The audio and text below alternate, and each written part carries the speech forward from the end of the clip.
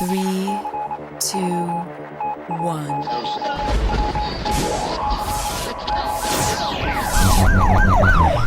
We'd like to welcome you to another edition of Grok Talk, brought to you by New Hampshire's leading conservative blog site, GraniteGrok.com. We are your feared, extremist, right-wing, hard-charging, gun-toting, opinionated, outspoken, rabble-rousing, letter-writing, radio microphone stomping conservatives and rational libertarians. So get ready for more news and opinion you could only get from GraniteGrok.com. Grok Talk. Hey, we are Grok Talk. Welcome back. A little misty this morning on the way in, some clouds hanging low, making the traffic a little interesting. A lot of people driving north, though, for the weekend. So thank you, tourists, for coming. Spend your money here in lovely New Hampshire, and then go leave. Go home. We are Grok Talk, brought to you by the Coalition of New Hampshire Taxpayers and the bloggers at GraniteGrok.com. Please check us out on Facebook and Twitter by just searching for Granite Grok. You can also listen to this and past programs on Spreaker, Stitcher, iTunes, TuneIn, iHeartRadio, and we are also on YouTube and Ustream. So, I am here in the studio with Mr. Skip Murphy, Mike Rogers, Richard Olson, and I am Steve McDonald, and we are happy to move forward with our next guest, a gentleman named Ralph Benko, who has a large body of work on the Fed and the gold standard and all kinds of things. And we also have Kimberly Morin with us this morning. Good morning. Good morning. Oh, hang on, Kimberly. Talk again. Can you hear me? I can hear you fine, sir, yes. I can hear you fine, but I feel a little outnumbered. How many of you are there? Well, I feel like Butch is facing the Bolivian army. It is, yeah. We have 4 in studio and 1 on the phone. Who you met? Kimberly Morin? Hang on. Hi, Kimberly. Did you guys mute me again? No, you're there. Can you hear us? Now I can hear you. Okay, are you sure you didn't mute us? No. Well, they like to mute me sometimes. Okay. That's because we have to. This is going to be interesting. And Ralph, this is Mike Rogers. I think I met you at CPAC a couple of years ago when I was exploring the goodies, the bookstores in the basement. And I seem to remember a short interview, but I couldn't find the clip. Anyhow, I'm a big fan. Never quote me to me, Mike. I wouldn't dream of it. I'm a big fan of sound money, and I know that's one of your hot topics. But what have you been writing about recently, or that you'd like to tell our listeners about? And then let's sort of branch off from there. Well, I write a lot about the Fed. I met with Kimberly at the Jackson Hole Summit, which was a counter conference in Jackson Hole, Wyoming, to the Fed's annual gathering, the Fed's 31st Woodstock, and we had a counter conference with a group of people who were less impressed with the Fed than the Fed is with itself. And I have written recently a column. I do a weekly column at Forbes.com. Your listeners can Google Ralph Benko, B as in Bravo, E, N as in Nancy, K-O, and Forbes.com, and they'll find my column stream called A Golden Age. And one of the columns that drew a lot of interest was one entitled, "If the Fed is always wrong in its predictions, how can it be right in its policy?" And in fact, even the Washington Post published an article not that long ago by their top money writer, Ilan Lee, reviewing the fact that the Fed has been wrong in 50 of its last 50 predictions in terms of where the economy was going. Well, of course, part of it is because they have to sound optimistic, and the other part is they think their voodoo actually works, which it doesn't. That is correct. So they have been predicting 4% growth kind of forever, and in fact, we've had less than 2% growth. So my bottom line was, the emperor has no clothes. There's been an important commission introduced into the House of Representatives and passed by the House Financial Services Committee that is called the Centennial Monetary Commission, co-sponsored by Kevin Brady, Vice Chair of the Congressional Joint Economic Committee, and John Cornyn, co-sponsored by Ted Cruz and Rand Paul in the Senate, to do a complete and thorough review of how the Fed has actually done over its 100 years of history, when times have been good and when times have not been good, and what the Fed's role in that. the Fed has a huge role. It's probably the single most powerful agency in setting the economic climate. And for 15 years, we have been in what I have called in other columns a little dark age of economic growth. We've had stagnation for almost a full generation, for over 15 years now, and it doesn't seem to be ending, and it's really grotesque. Would you say that the current dark age resembled what we had through the Nixon-Carter years? Well, we certainly had a terrible time under Jimmy Carter, who doubled down on the bad policies of Richard Nixon, who ended the Bretton Woods international monetary regime, which was a species of gold standard, which had been in effect since I think about 1944, and which generated really fine post-war job creation, income mobility, and equitable prosperity.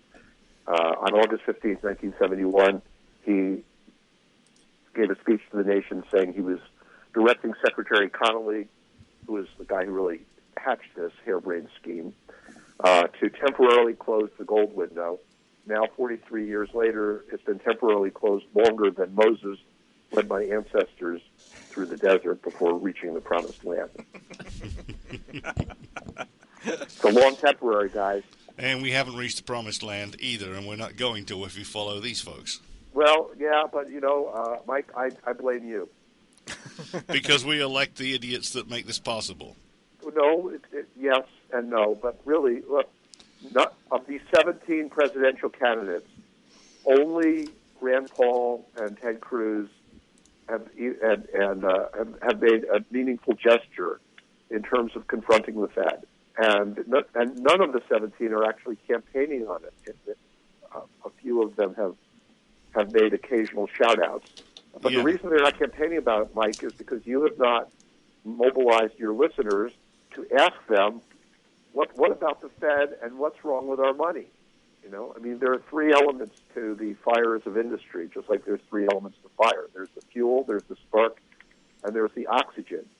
Well, the oxygen is colorless, odorless, and tasteless. It's invisible, so it's not obvious to politicians who are very, who go to the obvious because it's invisible. But I'm hoping that you and your listeners will recognize that it's the invisible factor of the oxygen that's been sucked out of the atmosphere by the Fed that has caused this, horrible. They put in too much oxygen and they put in too little oxygen. We get a boom and bust cycle, and right now we're in a too little oxygen phase, and the economy is just the recovery after the big bust after the big boom in 2008. The recovery has been pathetic. It's nothing like the recovery that Reagan saw. He got 1 year of 7% economic growth, and his average growth throughout post-recession was something like 4%. And that's wonderful. Huge. Yeah, that's huge. But why aren't you, and even more important, your listeners, confronting the candidates and saying, what about the Fed? What about the role of good money? I like good money rather than sound money, because sound money sounds like Ebenezer Scrooge, And I like Ebenezer Scrooge after the visit from Christmas Future, but most of the time he was a miser. And those of us like me who are in favor of the gold standard are not, in fact, misers. This is not a council of austerity. It's a council of equitable prosperity. But the candidates need to be hearing from you and of both parties, need to be hearing from both you and your listeners as to, what are you proposing to do about the Fed? Isn't the Fed the perp for the lousy economic growth that we've been getting now under two administrations? The Fed torpedoed both W and Obama. Well, they have, although I think Obama encourages their printing. But hang on, I'm going to pass it over to Kimberly because she's patiently waiting to get a word in edgeways, and she's not actually in the studio. Wait a minute. Kimberly being patient? Are we talking about the same Kimberly? Yes, we are. She's a very well-mannered young thing. Okay. Right. See, Ralph already knows. Ralph, that's why I wanted to have you on the show, because, I've written about it now. I interviewed people, and I want to have people like you explaining it, because you're the expert. You've been writing about it for years. I want people like you to explain it in simple terms that listeners can understand, so that when they talk to the candidates, they can say it and know what they're talking about. Okay, you overrate me, Kimberly. I'm very flattered. Thank you. Well, you write good columns; they get good ratings. But what you're talking about, the Fed sucking the oxygen out of the economy, I think these alchemists are so far off base that they and Ralph Krugman believe in phlogiston theory. Pardon me. It's Paul Krugman. Paul Krugman. Yeah. Do not lend him my first name. He and I are inveterate enemies. Can't imagine why. Kimberly, you must have questions. Well, one of the things I wanted to have Ralph talk about is, not just what's happening, but how it affects regular people, so that listeners can understand, because this is one of the things we talked about last weekend was you mentioned Federal Reserve or quantitative easing to people, and they kind of gloss over. Right. They're like, huh, what? So if you explain sort of how it affects regular people, everyday people, because it does affect us on a regular basis, on an everyday basis. It affects our pockets. It affects our lives. If you can explain that, then maybe that light bulb will go off, and people will, because we have candidates here every minute of the day. Ask the candidates, what are you going to do about this? Okay, Kimberly, let me make 3 points. If I can remember all three, I'm no Rick Perry. Number one, and by the way, that's a tease. I like and admire Rick Perry a lot. That's funny. Go ahead. Okay. The first thing is, why do I think it's the Fed? What is the evidence? And that is, 15 years ago, the economy fell out of a good cycle. Okay. And the fact is, yes, whatever damage that Mr. Obama has, as well intentioned as he is doing to the economy. He didn't, his new policies of Obamacare and regulatory pressure and so forth didn't begin to kick in until just a few years ago. So what happened 15 years ago? There are 5 major drivers to create a good economic climate. There is tax policy, which didn't change materially badly. We had the George W. Bush tax cuts. There's spending policy, and even though the deficits went up under Bush, that's not a growth retardant. There's regulatory policy and energy policy, which is a subset of that, neither of which changed until just a few years ago, and trade policy. Okay, none of those decayed in 2001. The only thing that made a dramatic shift was monetary policy. The Fed went from a long period, almost 20 years, of something called the Great Moderation, where we had the excellent sizzling growth under Reagan and under Clinton.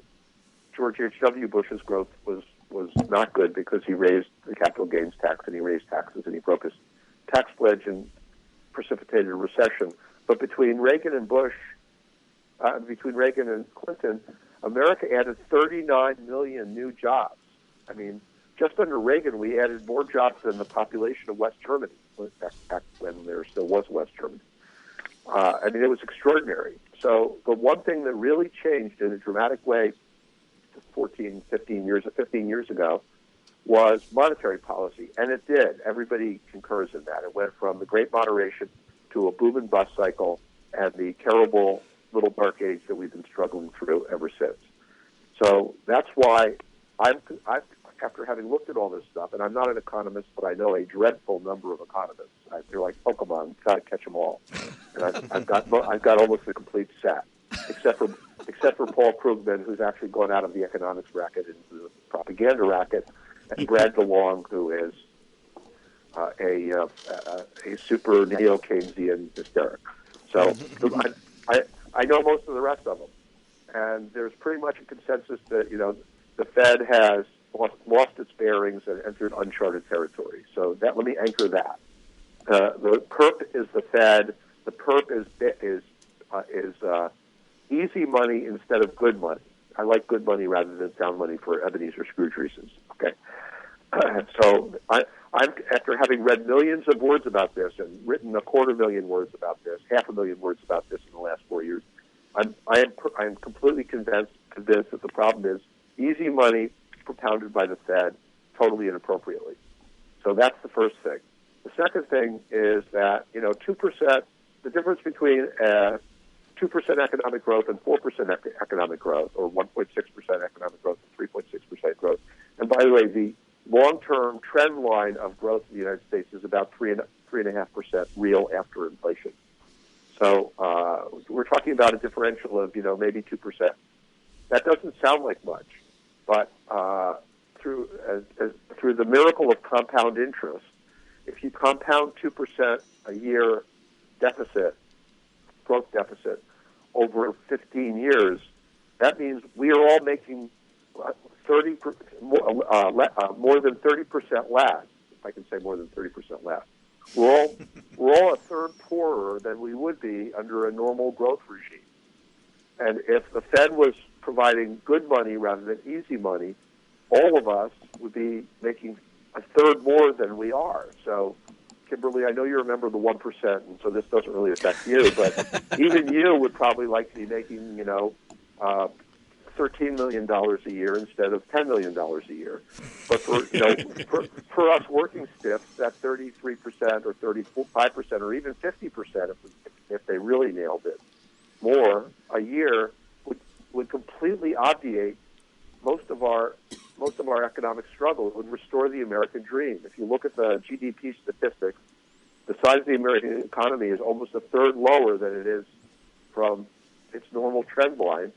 And the Fed is the perp, but the real perp are your listeners who are not hammering the candidates there, saying, "What are you going to do about the Fed? Are you supporting the Centennial Monetary Commission, which is the right vehicle to set the Fed to rights?" Ralph, we're going to take a quick 1-minute break. Stay on the line. We will be right back to continue the conversation.